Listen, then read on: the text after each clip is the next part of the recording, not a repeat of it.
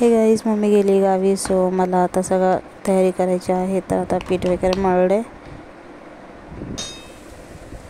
त्यानंतर मग बनवली सोयाबीनची भाजी. सुयशला आमच्या सोयाबीनची भाजी खूप आवडते आणि मम्मी असल्यावर मम्मी करत नाही, सो ती नाही आहे, सो मग त्यासाठी मी बनवली.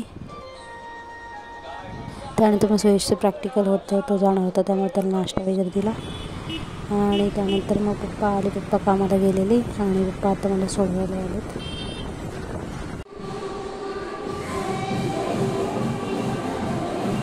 बाहेर फ्रेशर्स पार्टी चालू आहे आणि आम्ही इथे काम करतो आहे. सो इथे तुम्ही पाहू शकता किती स्टुडंट आहेत. ते M.Com आणि B.Comचे आहेत.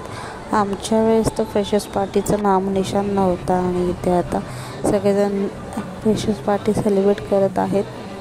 ठीक आहे, सो आम्ही ते बघून एन्जॉय करत होतो.